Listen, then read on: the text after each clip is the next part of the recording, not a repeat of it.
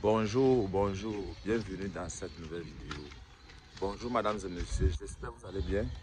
Et cette vidéo, nous allons vraiment aborder un sujet très important. Après, vous allez écouter ce débat des télé Equinox du Cameroun. Ce papa est formidable, vous allez écouter son intervention par rapport à propos de l'arrestation d'Anissé Kane. Ok. N'oubliez pas de vous abonner et activer la cloche de notification. Merci. Quand vous voyez la vie de Kane Anissé, vous pouviez prévoir la réaction de Kane Anissé devant l'intérêt général. Des arrestations comme celle de Kane ne devraient pas avoir lieu en 2025. Si vous voulez tuer nous tous, tuer tout le monde, mais on vous dira que ce qui se passe dans notre pays n'est pas sérieux, c'est jamais retour. Nous est mort le 13 septembre 1958, après qu'il ait fait 3 missions aux Nations Unies de très haute portée, soutenues par la majorité du peuple camerounais. On l'a traité de maquisard. On l'a traité de maquisard. On lui a affublé de tous les noms d'oiseaux pour que, des années plus tard, on reconnaisse que ce monsieur, c'est lui qui a posé la problématique de l'indépendance de notre réunification. Mais quand il le faisait, on le traitait d'un nulard, d'un vent-de-pied. D'autres, on dit même que c'est un dieu qui s'est trompé. Mais on ne peut pas venir ici. Si on fait le parallèle, quand je sortais, ce matin, quand je me levais, j'ai relu un autre maître, Ruben Oumioret. Et voilà ce qu'il disait. Quand on lui avait posé la question de savoir, est-ce que votre engagement politique vous amène à la perte? Il a dit, dans un pays où les gens ont une claire conscience de leurs intérêts et de leur dignité, on peut accepter de mourir pour un idéal. Mais il faut que dans ce pays, il y ait des hommes qui ne changent pas de bord sur commande ou par intérêt personnel. Qu'un pays qui manque d'hommes, dont le comportement tient de défense aux autres, et dont on peut prévoir la réaction devant n'importe quelle difficulté de la vie, c'est un pays qui compte. Quand vous voyez la vie de Kane Anissé, vous pouviez prévoir la réaction de Kane Anissé devant l'intérêt général. Et à cause de l'intérêt général que Kane Anissé s'est levé. Et quand on se lève pour cela, le professeur Essombala dit, dans les piliers de la démocratie, pas de la démocratie, le fondement matrimonial d'une démocratie, c'est l'état de droit, c'est la justice. C'est rien d'autre, c'est Jalanto. C'est rien d'autre.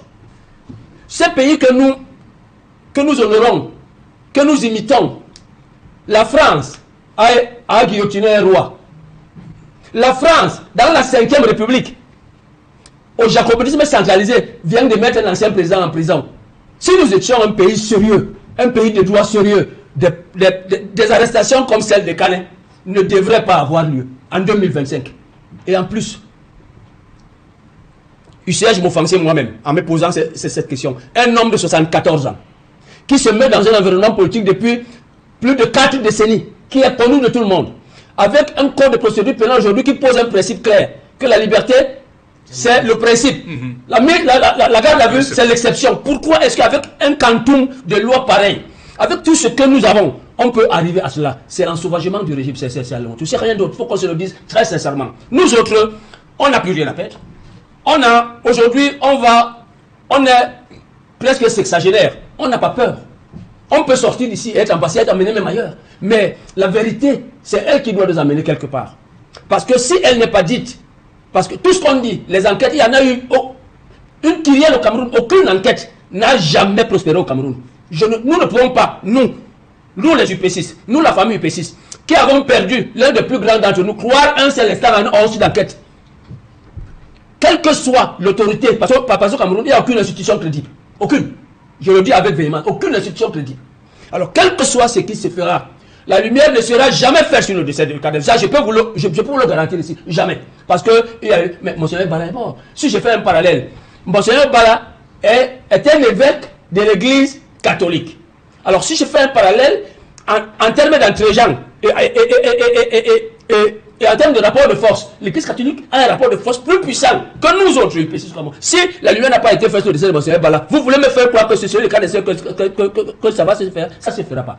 Il aurait été souhaitable qu'on aménage un environnement politique sérieux, sain. Le professeur Sobala dit que dans notre constitution, dans notre loi fondamentale, il manque le régime de l'opposition. C'est important. Et vous l'avez dit tout à l'heure, Serge Alain-Oudou.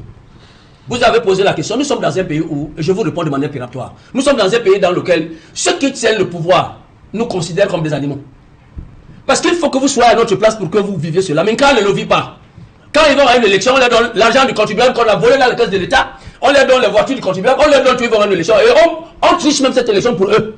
Moi, j'ai déjà fait 6 élections, je sais de quoi je parle. J'ai fait l'élection sur l'administration territoriale. Je l'ai fait sur Honnel 2, je l'ai fait sur Elecam, je sais de quoi je parle. Et je ne les ai pas fait derrière, je les ai fait devant, comme tête de liste. Donc, je sais de quoi je parle. Alors, on ne peut pas venir ici, le système mis en place aujourd'hui, l'opposition n'est pas considérée au Cameroun. Même la trop grande obésité du RDPC dans les institutions vous démontre à suffire qu'on ne veut pas des autres. Parce que c'est j'allais autour. Ruben Lowell disait que la contestation est si chère à la démocratie qu'il faut tout faire pour la préserver. Quand vous la tuez, vous tuez l'idéal démocratique. Quand vous ne voulez pas un son dissonant, un autre son de cloche, ça veut dire que vous n'êtes pas d'accord. Dans les pays sérieux, le parlementarisme et le couloir, c'est quoi? Nous regardons le gouvernement Macron, nous sommes en France. Voilà un pays dans lequel, parce que l'Assemblée nationale est le reflet du peuple français, les premiers ministres n'ont pas tenu.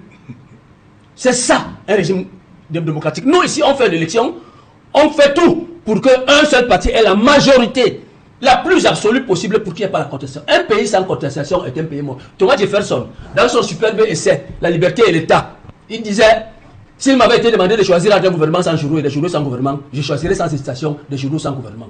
Et je demanderais aux gens de les lire et de les analyser. Il faut qu'on analyse notre système sérieusement. Le travail que vous faites est un travail élogieux. C'est un des piliers de la démocratie.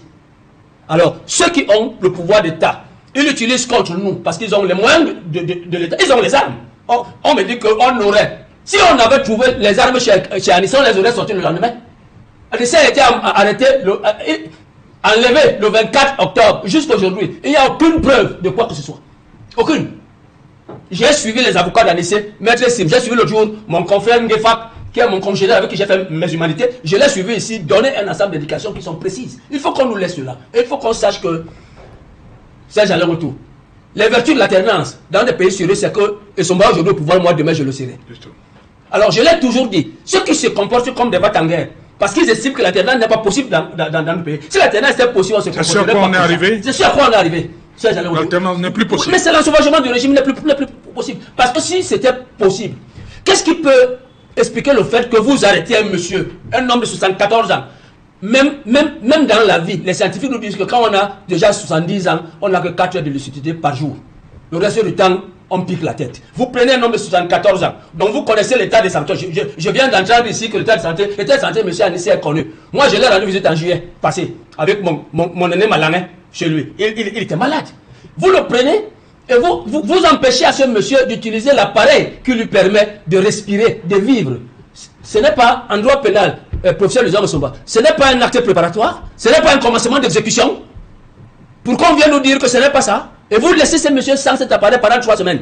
Pour qu'après, il passe de pas à trépas. Et qu'on vient nous faire des philosophies, ce n'est pas de la philosophie. Nous sommes dans les faits, nous sommes dans la vérité. Si vous voulez tuer nous tous, tuer tout le monde, mais on vous dira que ce qui se passe dans notre pays n'est pas sérieux, c'est jamais retour. Et qu'il faut qu'on ramène la balle au centre. Il faut que l'état de droit prévale.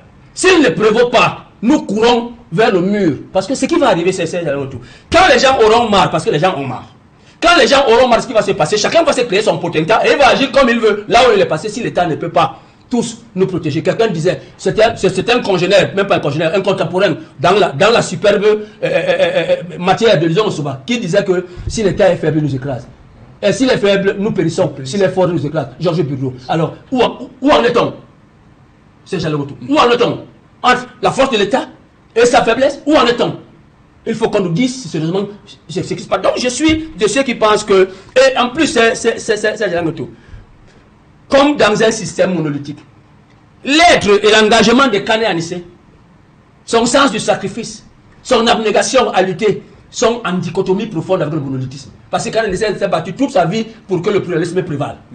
De manière consubstantielle, Kane Anissé ne pouvait pas vivre dans une république monolithique. C'est pour ça qu'il a fait face à ses geôliers et il est mort avec la tarassie comme le loup de la fleur de Vigny.